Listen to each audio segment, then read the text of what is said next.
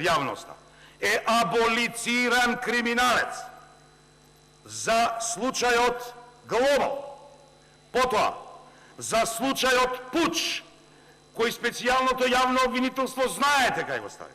Потоа, за случајот Подкуп. Сите овие обвиненија му стојат наврат и негова цел е нормално да го разрешат јавниот обвинител, кој од друга страна се грижел за да може да има обвиненија по ваквите случаи. Со самото разрешување, тој, во името на граѓаните, да не забораваме дека во изминатиот период едно зборуваше изутрина, друго зборуваше напладне, трето зборуваше навечер, а следниот ден ништо не знае што зборувал. Сосема нешто друго. Тоа ви укажува на многу битна работа, дека тој човек кој сега е премиер, не знам колку лица има, но тоа е веќе за нешто друго. Затоа велам, разрешувањето на овој човек е исклучиво по негово барање. Понатаму, во обвинението ќе побара, јавното обвинителство вели се претвори во контролиран инструмент на власта, а сето ова е констатирано во сите извештаи на Европската унија, ОПСЕ и сите реномирани надлежни институции. Нормално, во вакви случаи, одговорноста за ваквата состојба секогаш да е на првиот човек на тоа обвинителство. Сега овде вака ќе направиме. Вели, после донесувањето стратегија од судските реформи од 2007 до 2011, почитувана јавност, буквално се донесени сите реформски закони од областа на судството.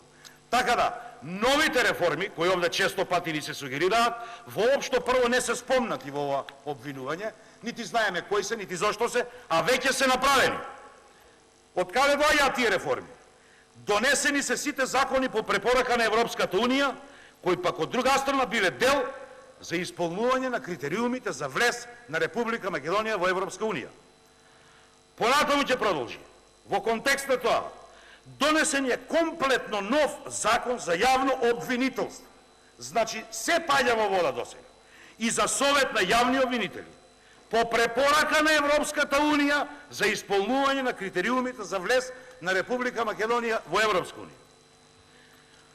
Многу долго време се работи на овој закон. Се користени помош користена е од многу странски институции, кои имале поддршка од највисоките тела на Советот на Европа, консултирани се многу странски експерти токму за правењето на овој закон. И откако бил готов законот, и овие другите нормално, биле доставени до Венецијанската комисија за мислење, каде добиле исклучителна поддршка од таа комисија. Кога вие сакате да разрешите еден јавен обвинител во Република Македонија, треба да имате утврдени факти, докази, дали јавниот обвинител ја извршувал функцијата, односно стручно работел, несовесно, незаконски, ненавремено. Многу е лесно, тоа ми личи малку на пријава на загрижен граѓанин, како што, впрочем, и тие разговорите телефонски загрижени од граѓанин му ги дал на господинот Заев, за да може, нели, да има вако стручно мислење. На крајот ќе се заврши дека разрешувањето на јавниот обвинител е исклучиво од лични причини, а тие лични причини се само на господинот Заев. Колегите од парламентарното мнозинство молчат. Не знам зошто, по не знам кој пат, да ги спомнам. Сакам да ви кажам, овде се поставува една, ќе потпрам, бидејќи народната мудрост стално треба да ни биде присутна. Сите ја знаете приказката за попот кој кажувал дека оној што нема две кошули, ако има две кошули, треба да му даде на оној што нема ниедна. И кога дошол дома да си побара кошула, попадиката му рекла, па, нели, му ја дадов јас на сиромашниот. А тој рекол, не слушај што зборувам, гледај што правам. Ние овдека веќе неколку дена зборуваме за законот 8 за избори, но никој не го прифаќа. А бидејќи сите се повикувате на странските држави, овде морам да ви кажам една приказка, кратка, за странските држави. Имено, таму имало некое езеро кај што било забрането да се ловат риби. На секој метар, метар и пол, пишувало забрането е да се ловат риби, забрането е да се ловат риби. Кога еден од тие се решил да лови риби, и луѓе дошле двајца, го фатиле под мишка човекот, не да го караат и да го казнат, туку да го преиспитаат на сите толку опомени зошто тој лови риби. апропо нашиот случај овде околу вработувањата и околу се она кое го содржи барањето за разрешување на господинот Марко Зврлевски. Имајќи во предвид дека ни се случија многу работи, оти не обвинуваат за одолговлекување, за реплицирање сами на себе.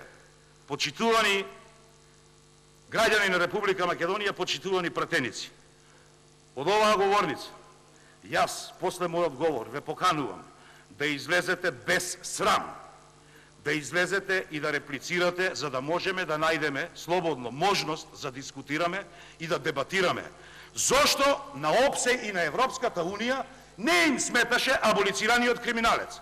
Зошто Европската Унија и ОПСЕ не го зеде во предвид случајот подкуп? Туку дозволи да се случува ова. Зошто во извештајот на Министерството за правда, представено од заменикот министер за правда, а во име на еднаквоста на правдата на сите, тие случаи воопшто не се земени во предвид.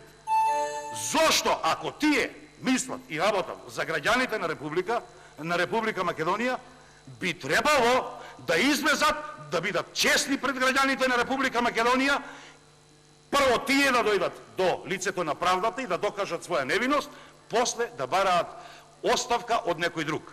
Но, тоа е работењето на СДСМ, почитувани граѓани, тоа е нивниот ментален склоп, тоа е нивниот начин на поставување на работите, тука нема што повеќе да бараме. Ви благодарам.